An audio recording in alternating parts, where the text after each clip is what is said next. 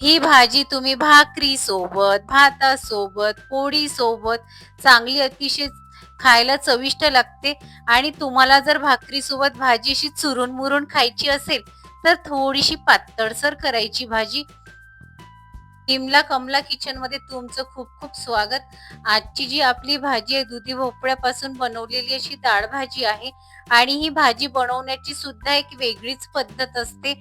अशा पद्धतीने जर तुम्ही मी सांगितलेल्या पद्धतीने जर भाजी बनवली तर लहानांपासून मोठ्यांपर्यंत सर्वजण खूप आवडीने खातील. तर त्याकरिता 1 वाटी अशी तुरीची डाळ घ्यायची आणि अर्धी वाटी चणा डाळ घ्यायची. आणि ह्या दोन्ही डाळी एक 3 ते 4 पाण्याने आपल्याला स्वच्छ धुवून घ्यायच्या आहेत. जवळजवळ 2.5 ग्लास पाणी टाकून घेते. आणि हे मोठे मोठे 2 कांदे असे बारीक चिरून घेतले ते टाकून घ्यायचे. तिखट हिरव्या मिरच्या आहेत, ह्या चांगल्या अशा तिखट आहेत, ह्या अशा बारीक बारीक कट करून घेतलेल्या आहेत त्या टाकून घ्यायच्या. आणि जवळजवळ 3 चम्मच हे शेंगदाणे आहेत ते टाकून घ्यायचे. जवळजवळ पाव किलो दुधी भोपळा होता. दुधी भोपळा असा बारीक बारीक कट करून घेतलेला आहे. दुधी भोपळा टाकून घ्यायचा. टोमॅटो आहेत चांगले असे पिकलेले लाल बुंद टोमॅटो घेतलेले आहेत ते टाकून घ्यायचे. चवीनुसार मीठ टाकून घ्यायचं. चांगल्या पद्धतीने असं एक चांगलं असं ढवळून घ्यायचं. सर्व मिश्रण असं चांगलं मिक्स झालं पाहिजे. आणि कुकर मध्ये असं लावून घ्यायचं. मोठ्या गॅसवर ठेवायचा कुकर. 4 शिट्ट्यांमध्ये माझ्या कुकर मध्ये डाळ शिजून तयार होते. तर तुम्ही तुमच्या कुकरच्या अकॉर्डिंग डाळ शिजून घ्यायची. भोपळ्याच्या भाजीच्या फोडणीसाठी आल्याचा तुकडा घ्यायचा असा 1 इंचाचा. जवळजवळ लसूण आहे 20 ते 25 पाकळ्यात लसूण घ्यायचा. लसूण थोडासा जास्तच घ्यायचा. या भाजीसाठी जिरे घ्यायचं, पण जिरं आपल्याला फोडणीच्या तडक्यामध्ये न टाकता यामध्ये असं वाटून घ्यायचं. आणि कोथिंबीर घ्यायची. आणि हे सर्व आपल्याला असं काढून घ्यायचं आहे.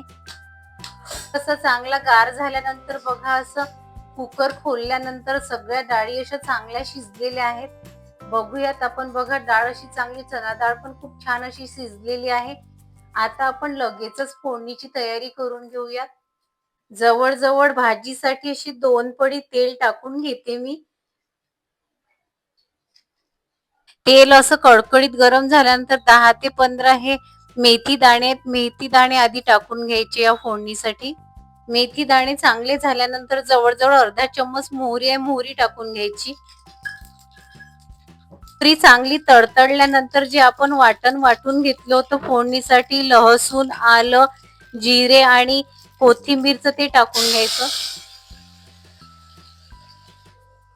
लसूण चांगला असा 1 मिनिट परतल्यानंतर ही कसुरी मेथी घेतलेली आहे 2 चम्मच आणि कढीपत्ता घेतलेला आहे तो टाकून घ्यायचा. आता हे मिश्रण आपल्याला चांगलं असं सोनेरी रंगाचं होईपर्यंत असं सतत ढवळत फिरत राहायचं आहे. फोडणी चांगली अशी बघा सोनेरी रंगाचा लसूण आणि जे आपण फोडणीमध्ये साहित्य टाकलं होतं ते सर्व चांगलं असं सोनेरी रंगाचं झालेलं आहे. आता यामध्ये लगेचच आपल्याला मसाले टाकून घ्यायचे आहेत. आता त्यामध्ये तिखट जाईल. त्यानंतर लगेचच धनेपूड आहे ती टाकून घ्यायची. 1 चम्मच गरम मसाला टाकायचा.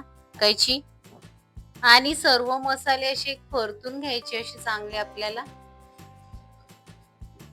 मसाले परतल्यानंतर थोडंसं पाणी टाकून घ्यायचंय आपल्याला. भोपळ्याची भाजी करण्यापूर्वी अशी प्रोसिजर करून घ्यायची आणि मसाले असे 1 मिनिट असे शिजून घेतल्यानंतर भोपळ्याच्या भाजीला स्वाद खूप छान येतो. आणि जी डाळ आणि भोपळा आपण शिजून घेतला होता ती टाकून घ्यायचं फोडणीमध्ये. मी ज्या अंदाजाने ही भाजी बनवलेली आहे ती जवळजवळ 7 ते 8 व्यक्तींसाठी भाजी पुरेशी होते. तुम्हाला हवं असेल तर त्या हिशोबाने तुम्ही भाजी बनवून घ्यायची.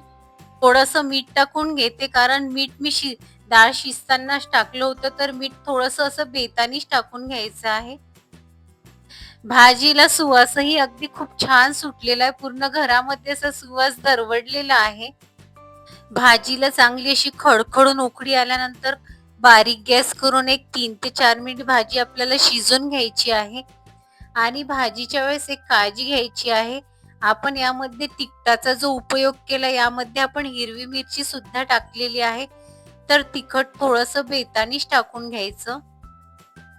आणि भाजी एक 3 ते 4 मिनिट शिजल्यानंतर शेवटी कोथिंबीर टाकून घ्यायची. दुधी भोपळ्याच्या भाजीची रेसिपी तुम्हाला जराही आवडली असेल तर तुमच्या मित्रांमध्ये शेअर करायला, लाईक, शेअर आणि सबस्क्राईब करायला विसरू नका.